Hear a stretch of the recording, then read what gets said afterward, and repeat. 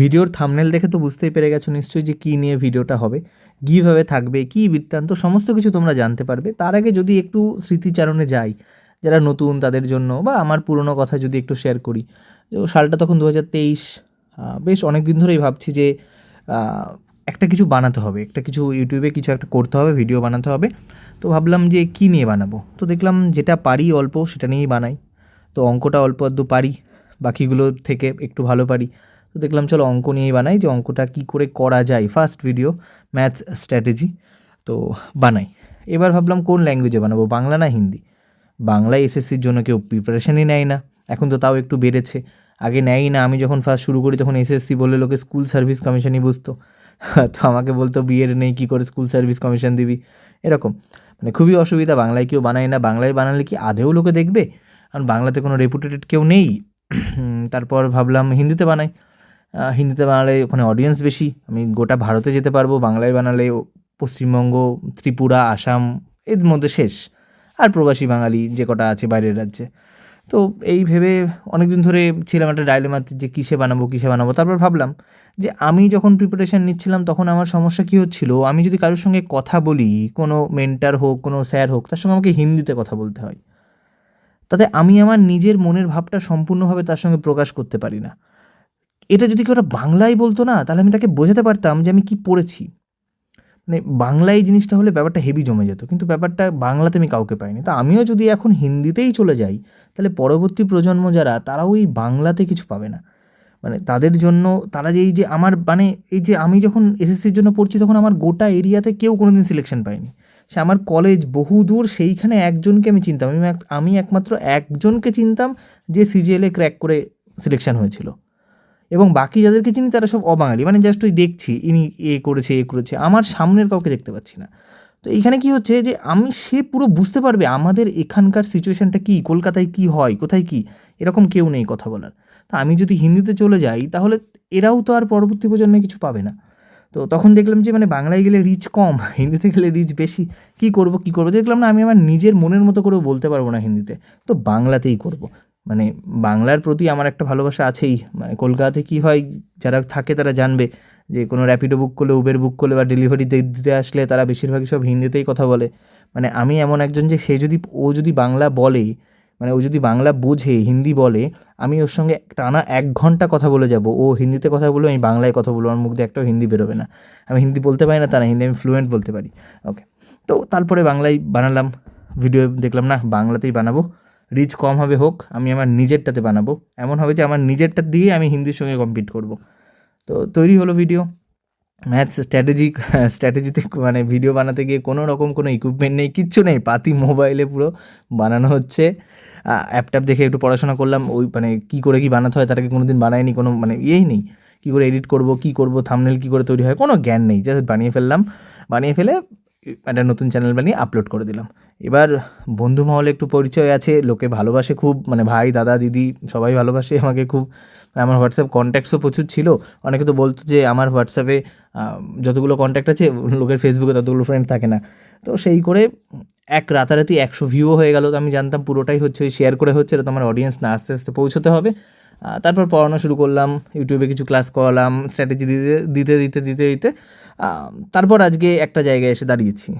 তারপর আজকে 0 থেকে শুরু করে আজকে 7,700 জন সাবস্ক্রাইবার আছে, যেটা দেখে খুবই ছোটো বলে মনে হয় যে মাত্র 7,700। কিন্তু যদি ভাবা যায় যে আমার টার্গেট আমি যাদেরকে করি তারা কত নিশ অডিয়েন্স। মানে এখানে কোনো রিল নেই, কোনো ভ্লগ নেই।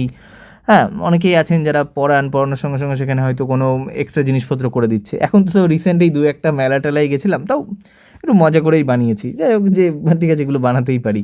তো এরকম মানে কাউকে কোনো ছোটো করা নেই, কারোর সঙ্গে কোনো ঝামেলা নেই, কাউকে কিচ্ছু বলা নেই, এরকম না, কোনো ভুল তথ্য দেওয়া নেই। হ্যাঁ, এবার ভুল মানুষ মাত্রই হয়, ইচ্ছে করে ভুল কোনো কিছু দেওয়া নেই। তো এরকম না দিয়ে একদম নিশ অডিয়েন্স, যে বাংলায় এইগুলোর জন্য বেশি লোকে প্রিপারেশানই নেয় না। মানে আমি যদি সেগুলো টার্গেট করে স্টেট এক্সাম টার্গেট করতাম তাহলে কত বেশি হতো, সেরকমও কোনো টার্গেট নেই। মানে পুরোপুরি নিশ করে 7,700, এটা আমার কাছে একটা হিউজ নাম্বার। মানে কোনো দিন ভাবিনি এরকম হবে, যেখানে আমি মানে টার্গেটই করি না যে একটা লার্জার স্কেল আসুক, আমি যেটুকু পারি, আমি যেটুকু জানি সেগুলো নিয়ে আছে। ব্যাংকের কোনো দিন আমার চ্যানেলে কিছু আসেনি, ওয়েস্ট বেঙ্গলের পরীক্ষার কিছু আসেনি, ফুড এসআইটা একটু কভার করেছিলাম সিলেবাসটা মেলে বলে, আবার WBSSC গ্রুপ সি গ্রুপ ডিটা একটু স্ট্র্যাটেজি দিয়েছিলাম মেলে বলে, বাকি যেগুলোতে আমার এক্সপার্টিস নেই আমি সেগুলো কভারও করি না। তো সেখান থেকে 7,700 যে হিউজ নাম্বার, তো এটা করতে প্রায় 2 বছর টাইম লেগে গেল। আর তারপরে এই চ্যানেলে কোনো ভাইরাল ভিডিওও নেই যে কোনো ভিডিও ভাইরাল হয়ে গেছে, 1 লাখ ভিউ হয়ে গেছে, 2 লাখ ভিউ হয়েছে, কিচ্ছু নেই। চ্যানেল হয়তো হায়েস্ট যেটা ভিউ সেটা তো 20,000 হবে, তাও অর্গানিক ভিউ, মানে জাস্ট ওই রিচ দিয়ে কোনো ভিউ হয়ই নি এই চ্যানেলটার, যে এমন কিছু বানিয়ে দিলাম যে চারপাশে ছড়িয়ে পড়লো, কোনো ক্লিক বিট থাম্বনেল কিচ্ছু নেই। এখান থেকে 7,700 ইজ এ হিউজ নাম্বার। আর তার চেয়েও বড় হচ্ছে, যারা এখনও আছো স্কোর বুস্টার টেলিগ্রাম চ্যানেল আর বেঙ্গল কম্পিটিটিভ অ্যানার টেলিগ্রাম গ্রুপ, অবশ্যই জয়েন করো। এই চ্যানেলটা মানে হিন্দিতে চ্যানেল ছিল টেলিগ্রামে প্রচুর, বাংলা এসব কিছু ছিল না সেরকম। বাংলাতে ফার্স্ট এরকম চ্যানেল খোলা হলো যেখানে এরকম কিছু পাওয়া যাবে, সমস্ত জিনিস এত তাড়াতাড়ি আপডেট পাওয়া যাবে, পুরোপুরি সেন্ট্রাল এক্সাম। বা আমি কিন্তু এখনও মানে ওয়েস্ট বেঙ্গলের এক্সামের জন্য পিছিয়ে, আমি জানি না ওয়েস্ট বেঙ্গলে কতগুলো কী ভালো করে কি এক্সাম হয় কি না হয়, যেহেতু আমি সেই সময় দিইনি, তো আমি সেই সময় জানি না। তো এখানে পুরোপুরি সেন্ট্রালের সমস্ত কিছু পেয়ে যাওয়া যাবে। এই যে গ্রুপটা বেঙ্গল কম্পিটিটিভ অ্যারেনা, এখানে প্রায় 2600 জন মেম্বার আছে, তারা কোথায় পরীক্ষা দিতে যাচ্ছে কি না যাচ্ছে তারা নিজেদের মধ্যে আলোচনা করে যায়, তো তাদের একটা হেল্প হয়। এটা একটা বড় ব্যাপার যে আমি এটা করতে পেরেছি। কতদিন পারবো জানি না, যতদিন পারবো চেষ্টা করে যাব করার। এই যে এতজন বিশ্বাস করে জুড়ে আছে যে না কোনো ভুল কিছু বলি না, যাই হোক। তো এবার এটা করার পর কি হয়েছে, যেটা হয়েছে, ইউটিউবে জানো তোমরা যখন ভিডিও দেখো তার মাঝে অ্যাড আসে, এবং তার থেকে যেগুলো জমে সেগুলো জমতে 50% ইউটিউব নিয়ে নেয়, আর 60% ইউটিউব নিয়ে নেয়, আর 40% যে চ্যানেল তাকে দেওয়া হয়। তো সেখান থেকে ফার্স্ট যেটা হয়েছে সেটা এসছে, সেটা খুবই ক্ষুদ্র অ্যামাউন্ট, সেটা হচ্ছে $100। $100 কনভার্ট করে কি হয় জানো, এখনকার রেটে না, আজ থেকে 1 মাসের আগের রেটে। তো এবার এইটা আমি দেখলাম এটা পুরোটাই হচ্ছে তোমাদের, যে তোমরা যদি এটা না করতে তাহলে আসতো না। তো এটার যদি ভাগ করে দেওয়া হয়, যে এই পুরোপুরি জিনিসপত্র বানাতে গিয়ে এটা যদি ভাগ করে দেওয়া হয় 50-50, তাহলে এই অর্ধেক তো তোমাদের। তো এই অর্ধেকটা আমি তোমাদেরকে দিয়ে দিতে চাই, যে যেহেতু এটা তোমাদেরই পুরোপুরি, এই অর্ধেকটা তোমাদের আমি দিয়ে দেবো। কী করে দেবো যেটা আগের দিন বলেছিলাম। আচ্ছা, তার আগে দেখো, ম্যাথ আর রিজনিং অনলাইন ফাউন্ডেশন 2026 শুরু হয়ে যাবে এই 6 তারিখ থেকে। 6 তারিখ সোমবার, খুব সম্ভবত 10 তারিখ থেকে 10 তারিখ সোমবার। এখানে তুমি ম্যাথ, রিজনিং, বেঙ্গলি, ইংলিশ দুটোতেই কোশ্চেন থাকবে, লাইভ রেকর্ডেড হবে। এই সমস্ত এক্সাম কভার করবে, সিজিএল হোক, WBPSC হোক, RRB NTPC হোক। তার সঙ্গে তুমি গাইডেন্স গ্রুপ পেয়ে যাবে, এর সঙ্গে ইনক্লুডেড। এটা ভ্যালিডিটি থাকবে 2027 অবধি, পুরোপুরি ততদিন অবধি যত গাইডেন্স গ্রুপ আসবে সব ইনক্লুডেড থাকবে। ইংলিশ আর জিকের কমপ্লিট স্টাডি প্ল্যান দেওয়া হবে, পুরোপুরি তোমাদের সঙ্গে 2 বছর ধরে কী করে প্রিপারেশান নিতে হয় একদম জিরো থেকে হিরো অবধি, এটা পুরোটা তোমাদেরকে করানো হবে। এবার যদি ভিডিওর টপিকে আবার ফেরত আসি, গিভ অ্যাওয়ে থাকবে। কটা give away? Total give away হবে 10টা গিভ অ্যাওয়ে এভরি সানডে, প্রত্যেক সানডে। এই যে শুরু হলো, ভিডিওটা আজকে আপলোড হলো শুক্রবার, প্রত্যেক রবিবার একটা করে ভিডিও আসবে। সেই ভিডিওতে বলে দেওয়া হবে, একটা কোশ্চেন থাকবে যে এটা হচ্ছে এর কোশ্চেন, এর তোমরা উত্তর দেবে। সেই কোশ্চেনের যতজন উত্তর দেবে তার মধ্যে থেকে একজন হবে উইনার, তাকে দেওয়া হবে সেই গিভ অ্যাওয়েতে যে প্রাইজটা থাকবে সেইটা। 10টা সপ্তাহে 10টা ভিডিও, 10টা গিভ অ্যাওয়ে, সিঙ্গেল উইনার। ঠিক আছে, মানে যে ফার্স্ট সপ্তাহে জিতে গেছে তাকে কিন্তু দ্বিতীয় সপ্তাহে দেওয়া হবে না। এবার তুমি বলবে যে এটা কী করে চিহ্নিত করা হবে, তার জন্য কিন্তু ভিডিওস ফ্রম দ্য উইনার নেওয়া হবে। যে মানে এটা পাবে তাকে একটা ভিডিও তাদের অবশ্যই পাঠাতে হবে। যে ধরো তুমি যেটা পেলে, যেহেতু 10টা ভিডিওতে 10টা উইনার হবে, তো তুমি যখন পাচ্ছ, মানে তুমি যেটা জিতে গেলে, তখন তোমার সঙ্গে কন্ট্যাক্ট করা হবে, সেখানে তুমি তোমার একটা ছবি পাঠাবে যেটা আমি, সেই ছবিটা পেলে এবং তোমাকে ওটা মানে বইটা বা মানে যেটাই থাকবে প্রাইস, সেটা পাঠানোর পর ম্যান্ডেটরি তোমাকে একটা ভিডিও আমাকে পাঠাতে হবে যে আমার নাম অমুক, আমি এখান থেকে এই জিনিসটা পেয়েছি, যাতে অ্যাজ এ প্রুফ আমার কাছে থাকে, এবং সেইটাও ইউটিউবে আপলোড হবে যে না আমি এই জিনিসগুলো কিন্তু জেনুইনলি দিচ্ছি। কারণ জানো, মানুষের এই যে বললাম এতজন 7,700 জন, এবার তার মধ্যে 10% 700 জনও থাকে 7,700 জনের মধ্যে, যাদের হয়তো আমাকে পছন্দ হবে না।